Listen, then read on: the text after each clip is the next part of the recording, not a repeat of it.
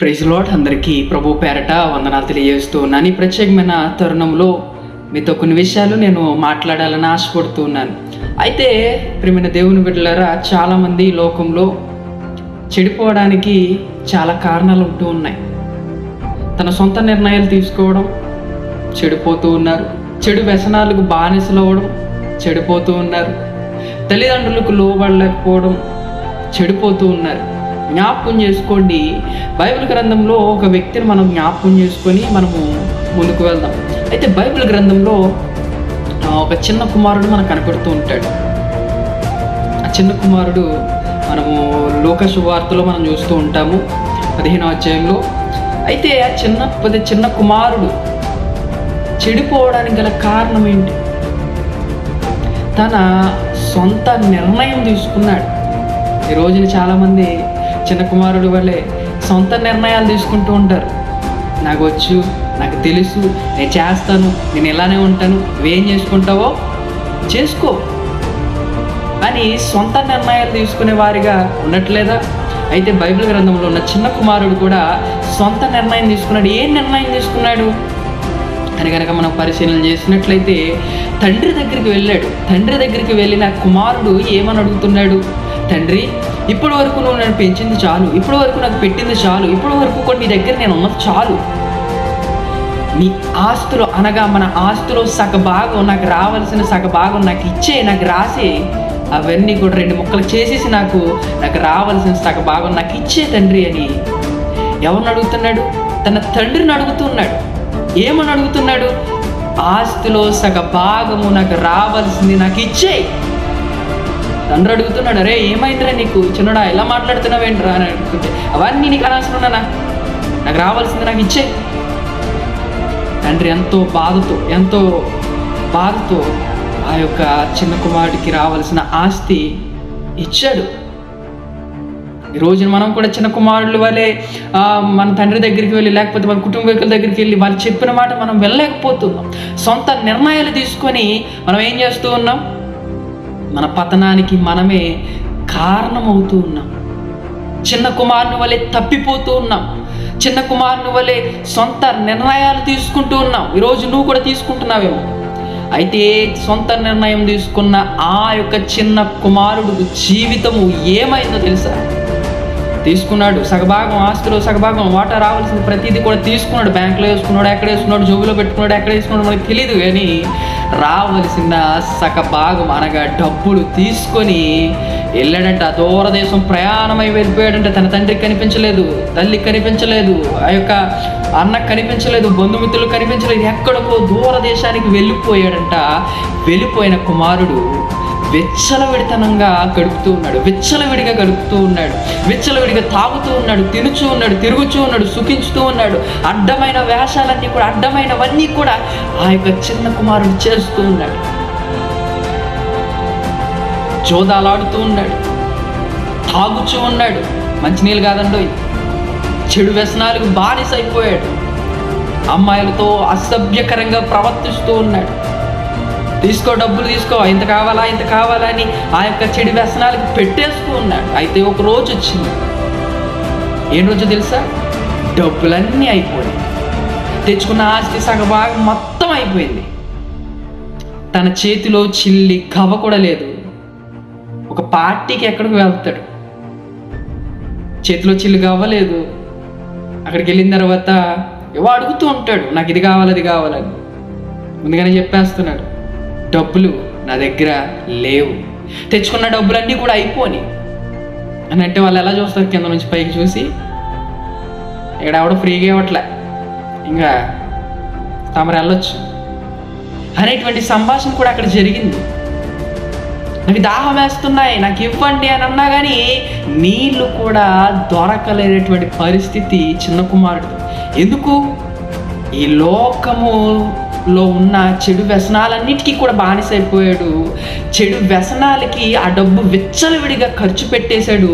ఖర్చు పెట్టడానికి గల కారణం తన సొంత నిర్ణయం, తన సొంత ఆలోచన విధానంగా ఆ యొక్క చిన్న కుమారుడు చెడు వ్యసనాలకి బానిస అయిపోయి సొంత నిర్ణయాలు తీసుకొని ఒక రోజున అనాథగా మిగిలిపోయాడు. తన చేతిలో ఏమీ లేదు, తాగడానికి తినడానికి ఏమీ లేదు. బాగా ఆకలేస్తుంది, బాగా కడుపు కాలిపోతుంది. మనకి ఎప్పుడు కడుపు కాలిపోతుందో తెలుసా? మన చేతిలో ఏం లేనప్పుడు, డబ్బులు కూడా లేనప్పుడు, తినడానికి ఏమీ లేనప్పుడు. మన చేతిలో డబ్బులు లేనప్పుడు మరీ ఎక్కువగా కాలిపోతుందండి మన కడుపులో. నాకు కూడా చాలాసార్లు అలానే జరుగుతూ ఉంటాయి. డబ్బులు ఉన్నప్పుడు, తినడానికి ఉన్నప్పుడు, ఏ తినండిరా బాబు అన్నప్పుడు కూడా ఆకలి అయితే ఏదో విచిత్రం ఏంటో. కానీ ప్రియమైన దేవుని బిడ్డలారా, మన చేతుల్లో కానీ ఇంట్లో కానీ ఏం లేనప్పుడు మాత్రం అమ్మ ఏమైనా ఉన్నాయా, నాన్న ఏమైనా ఉన్నాయా అడగమా? అడుగుతాం. అటువంటి పరిస్థితి, అటువంటి కరువు, మన కరువు కాదు కానీ అటువంటి పరిస్థితుల్లో ఉన్న ఆ యొక్క చిన్న కుమారుని దగ్గరికి అటువంటి కరువు ఒకటి వచ్చింది. డబ్బులు లేవు, బ్యాంక్ బ్యాలెన్స్ అంతా ఖాళీ అయిపోయింది, జీరో చూపిస్తుంది. ఫోన్పే ఓపెన్ చేసిన, గూగుల్ పే ఓపెన్ చేసిన, పేటిఎం ఓపెన్ చేసిన, అప్పుడు అవి ఏం లేవు. కానీ నేను ఎగ్జాంపుల్ చెప్తూ ఉన్నా. బ్యాంకులో ఏటీఎం కార్డు పెట్టి చూసినా కానీ ఏం చిన్న పైసా కూడా కనపడట్లా. అప్పు ఇచ్చేవాడు ఎవడో లేడు. నిన్ను చూసి ఎవడిస్తాడు అప్పు, నన్ను చూసి ఎవడిస్తాడు అప్పు? ఎవ్వడూ లేడు. ఒక రోజున అడుక్కోవలసిన పరిస్థితి వచ్చింది. వెళ్తున్నాడు, బాగా ఆకలేసేస్తుంది, దాహం వేస్తున్నాయి.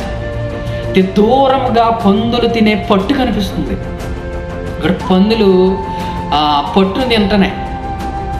పందులు తింటాయి కదండి. ఇక్కడ ట్రబ్బలో పట్టును తింటే పందులు తినే గుంపులోకి వెళ్ళాడంట, బాగా ఆకలేసి. ఏదైతే ఏముందలే అని చెప్పేసి ఆ చిన్న కుమారుడు అందుట్లో ఆ పట్టుని తినడానికి కూడా వెనకాడలేదు. చూడండి, తండ్రి మాట కాదన్నాడు, తండ్రికి వ్యతిరేకంగా తిరిగాడు. తండ్రికి మాదిరికరంగా ఉండవలసిన చిన్న కుమార్తెలు దేవునికి వ్యతిరేకంగా, తండ్రి అంటే పరలోకపు తండ్రి, జ్ఞాపకం చేసుకునే శారీరకంగా ఈ తండ్రుల గురించి వీళ్ళ గురించి నేను మాట్లాడట్లేదు, కానీ ఆత్మీయంగా మాట్లాడుతారనే విషయాన్ని ప్రతి ఒక్కరు కూడా గమనించు. రోజున మన పరిస్థితులు కూడా అటువంటివే. తండ్రి మాట వినట్లేదు, తండ్రికి లోబడట్లేదు, ఆయన ఆజ్ఞల ప్రకారం మనం నడవట్లేదు, దేవునికి కృతజ్ఞతాస్తులు కూడా మనము చెల్లించట్లేదు. కానీ మనము ఆయనకి తిరగబడుతున్నాము. నా ఆస్తులు సగ భాగం ఇచ్చే అంటున్నాము, నువ్వు నన్ను విడిచే అంటున్నాము, నువ్వు నాకెవరో తెలియదు అని అంటున్నాము. ప్రతిసారి కూడా దేవునికి దగ్గర అవ్వాల్సిన మనము చాలా చాలా చాలా దూరముగా మనము పారిపోవట్లేదా? చిన్న కుమారులు పారిపోయినట్లు ఆస్తులు సగభాగం తీసుకొని చిన్న కుమారుడు ఎక్కడికి వెళ్ళిపోయాడు? దూర దేశానికి, కనిపించలేని దేశానికి పారిపోయాడు. కరువు వచ్చేసింది. పందులు తినే పట్టును కూడా తినడానికి వెనకాడలేదంటే చూడండి ఎంత కరువు వచ్చిందో చిన్న కుమారుడికి. ఇప్పుడు ఆలోచించుకున్నాడు. పందులు కూడా ఆ ముట్టి అందుట్లో పెడుతుంటే ఈ చిన్న కుమారుడు చెయ్యి పెట్టో లేకపోతే ముట్టు పెట్టి తాగుతూ తింటుంటే తీస్తుంటేనంట పందులంట తన ముట్టితో ఇలా అన్నాయంట. ఆ పందులు తినే పట్టు కూడా తినడానికి అవకాశంగా లేదు. పందులు కూడా వ్యతిరేకంగా తిరిగాయి, దేవునికి దూరంగా ఉంటాయి.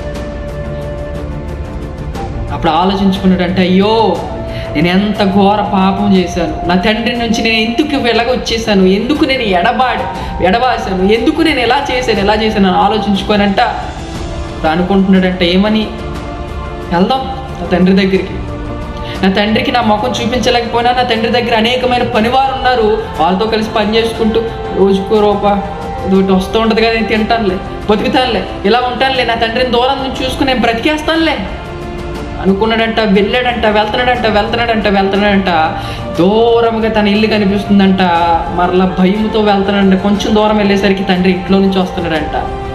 ఇంట్లో నుంచి వస్తూ ఉన్న ఈ తరుణంలో చిన్న కుమారుడు చూచి భయపడ్డాడంట. భయపడిన తర్వాత తండ్రే చిన్న కుమారుని చూచి పరిగెత్తుకుని వచ్చేంట కౌగిలించుకుని, ఎరా నాన్న ఏమైపోయావరా, ఇన్నాళ్ళు ఎక్కడికి వెళ్ళిపోయారా, ఏం చేసావరా, అయ్యా వచ్చావా అని ఏం చేస్తున్నాడు? మెడ మీద ముద్దు పెట్టుకుంటున్నాడు.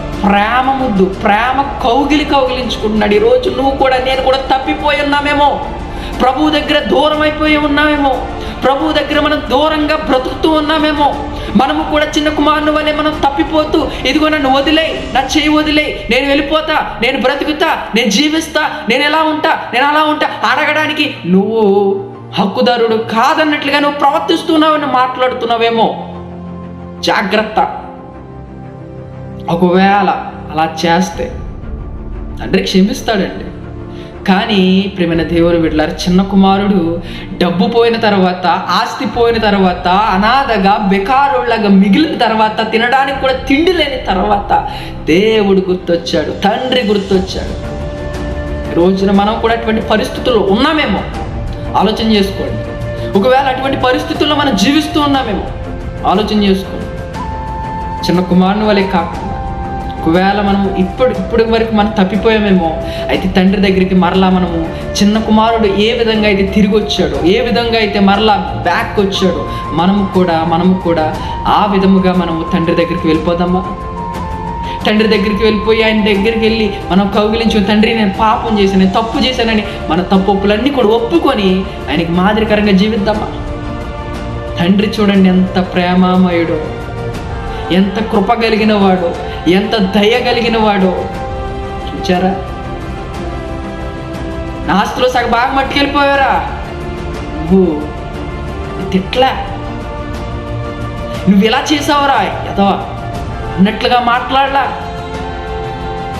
నువ్వు ఇలా చేసావు, అలా చేసావు, ఏదిరా ఆస్తి అలా. తండ్రి కుమారుడు క్షేమంగా వచ్చుట చూచి, ఏంటంట, క్షేమంగా వచ్చుట చూచి ఎంతో ఆనందపడి కౌగిలించుకొని ప్రేమ ముద్దు మెడ మీద పెట్టాడండి. ఈరోజు మన తండ్రి కూడా నువ్వు తిరిగి వస్తావని చూస్తున్నాడు. తిరిగి రా. దేవుడు కరుణ, దేవుని కృప, దేవుని ప్రేమ ఇంకా నిన్ను కౌగిలించుకోవడానికి చూస్తున్నాయి, ఇంకా నిన్ను క్షమించడానికి చూస్తున్నాయి. వస్తావా ఈరోజు? దేవునికి మాదిరికరంగా జీవిస్తావా? ఆయన తండ్రి, మన తండ్రి దగ్గర మనం తిరిగి వెళ్ళిపోదామా? దేవుని కృప, దేవుని ప్రేమ ఎల్లవెల్ల మన మధ్య ఉండునుగాక. Amen, amen, amen. ప్రార్థన చేసుకుందాం, కళ్ళు మూసుకుందాం. పరిశుద్ధుడా, ప్రేమ కలిగిన దైవమా, శక్తివంతుడా, ఆశ్చర్యకార్యములు జరిపించేవాడా, నీకు వందనాలు. ఇదిగో మేము చిన్న కుమారుని వలె తప్పిపోయిన వారిగా ఉన్నామేమో, దయతో మమ్మల్ని క్షమించండి. మా తప్పులు తెలుసుకొని తండ్రి, ఇదిగో మళ్ళా నా తండ్రి దగ్గరికి, అనగా పరలోకపు తండ్రి దగ్గరికి, దేవుని దగ్గరికి మరలా నేను తిరిగి వచ్చినట్లు సహాయం తెచ్చండి. మేమందరము కూడా క్షమించబడుదుముగాకని ప్రార్థన చేస్తున్నాం. నీ ప్రేమ, నీ కరుణ అటువంటి క్షమించేవి కనుక మేమందరము కూడా నీ దగ్గరికి మరలా తిరిగి రావడానికి సహాయం తెచ్చేవని ఈ ప్రార్థన యేసుక్రీస్తు అతి పరిశుద్ధ నామములో అడిగి వేడుకొని పొందుకున్న మా పరమ తండ్రి. Amen, amen, amen. Praise the Lord. అందరికీ ప్రభు పేరట, ప్రభు నామములో వందనాలు తెలియజేస్తున్నాను. దేవుడు మిమ్మల్ని దీవించును గాక. ఆమెన్.